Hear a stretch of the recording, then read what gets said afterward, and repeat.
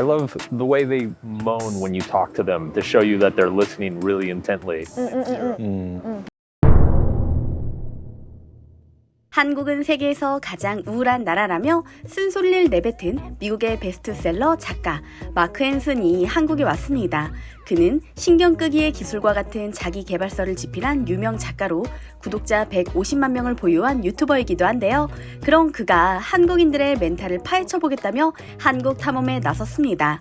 바로 이렇게 말이죠. Few short decades, they've come to lead the world in science, technology, education, TV and film, music, and sports. Also have incredibly high rates of anxiety, depression, alcoholism, and they lead the world in suicide. I've come to Korea to find out why. What is driving what is arguably the worst mental health crisis of the 21st century? We're going to discover how intense social pressures can lead people to anxiety and depression. We're going to understand how the unique intersection of culture, history, and technology is driving many of the psychological problems in Korea. Now, along the way, we're going to meet dozens of Koreans, we're going to play some video games, eat some barbecue, hang out with some TV celebrities, and I'm going to eat the spiciest fucking thing I have ever put in my mouth. I'm gonna cry. I'm crying. 한국에 도착한 마크 맨슨. 그는 놀랍게도 가장 먼저 PC방으로 향합니다. 한국인이 우울한 이유, 전 세계에서 자살률이 가장 높은 이유를 알아보겠다더니 전혀 생각지도 못한 곳에 가는데요. 이유가 있었습니다. 이어지는 영상 함께 보시죠. Starcraft in Korea was a phenomenon. A video game so popular in the country that stadiums and arenas were filled with spectators. Top players became celebrities and won millions of dollars.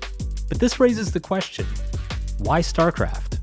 And why only in Korea? To find out, I met up with pro StarCraft commentator Nick Plott, who happened to be an American who's lived in Korea for 15 years. In the late 80s and early 90s, there was a cultural ban here on Japanese products. So no manga, no Nintendo, no PlayStation. I'm sure for you growing up, right, you had a Nintendo. Yeah. You played, Final Fantasy, all these other cultural Japanese things. Here it wasn't happening. At the same time, the Korean government was subsidizing the internet. So PC cafes were extremely affordable. Anywhere you are in Korea, there's probably a PC cafe like 5-10 minutes away. So with all these Koreans playing PC games and no consoles here, and because of I guess the beauty and the competitive nature of StarCraft, it really caught on. It was like a craze here. They put StarCraft tournaments on TV, and it became one of the biggest things. People became obsessed, to the point where there were then about 2 or 3 TV stations that had 24-hour StarCraft content. See that the same factors and formula that allowed Korea to dominate esports is what would eventually lead them to dominate pop culture around the world. When I moved out here, one of the things that surprised me was the work ethic. People really work hard. They almost overwork themselves, and they don't make excuses. Like culturally as an American, I don't know, I was just used to people, I can't do this, or I've got ADD. Yeah. It just isn't as much of a thing out here. You're supposed to kind of grind your way to success. They were the first place where they had what you'd call like a pro team house. So you'd have an apartment in one of the suburbs of Seoul where there's like 15 to 16 players. Bedrooms with bunk beds stacked on top of each other, and then the living room looks similar to like a PC cafe, basically. And so they created environments for training. When you get these little ecosystems where all these people are sharing these secrets and driving each other and pushing each other to get better and better, that's when you really saw Koreans start to just completely dominate. But what's remarkable about the StarCraft story is that Koreans have taken the same formula for success and replicated it across multiple industries. K-pop stars are auditioned and recruited as young children and sent to live at boarding schools. Korean athletes do the same.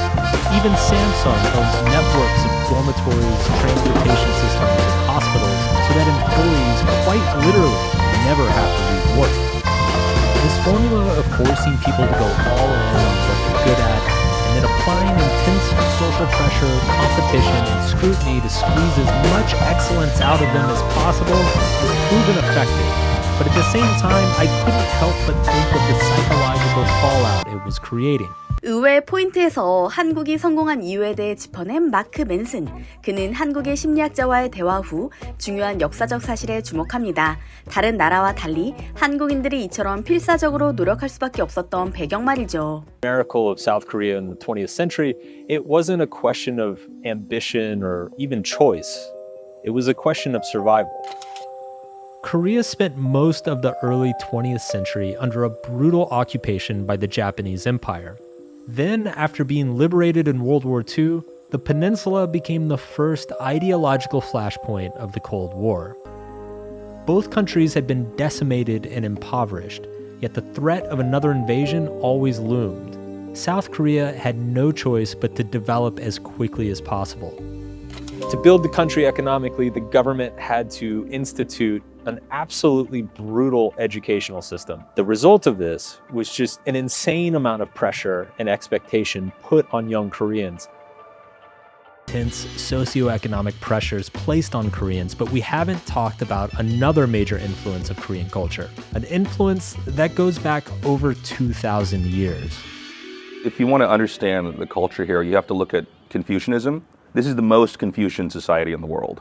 It's very much about the group and how you appear. I think it's also why there's a high suicide rate out here. In countries, Korea's cultural values are Confucian. In Confucianism, there is no individual. Everything revolves around the family. The more you sacrifice for the family, the better person you are. The less you're willing or able to sacrifice, the more you are shamed and judged. Mental health issues such as depression or PTSD, they're not seen as a cause for empathy, but rather they are judged as a failure of character. If you are so sad that you cannot get out of bed, it means that you have failed to live up to your duties and obligations to your family, i.e., you're a lazy piece of shit. Not exactly a healthy attitude. This is why Korea has a deceptively low diagnosis rate for stuff like anxiety or depression. People are so ashamed that they never speak up and talk about it. Live under an immense burden of social and family expectation. They are judged constantly and harshly as part of their Confucian values. The problem is, Koreans also live under an immense pressure to perform as individuals. In a sad way, Korea seems to have kept the worst parts of Confucianism, the shame and judgment, while also discarding the best part, the closeness with family and community.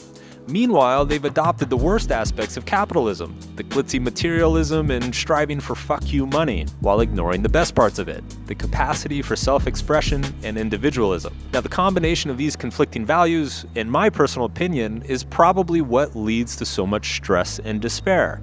한국을 구석구석 돌아보며 많은 한국인과 외국인을 만나고 한국에 대해 알게 된 마크 맨슨. 그는 이처럼 임상적인 결론을 내립니다. 그렇다면 한국의 높은 자살률과 사회의 팽배한 우울감은 나아질 방법이 없는 걸까요? 마크 맨슨은 흥미로운 이야기를 합니다. Despite all of this, Korea has continued to surprise us with just incredible output in both the arts and sciences. It's almost like the mental health crisis here is the collateral damage of one of the most incredible success stories. Despite all the things that we've been talking about, I fucking love Korea. I've loved my time here. It is such a cool and considerate and conscientious culture. I love the way they moan when you talk to them to show you that they're listening really intently. I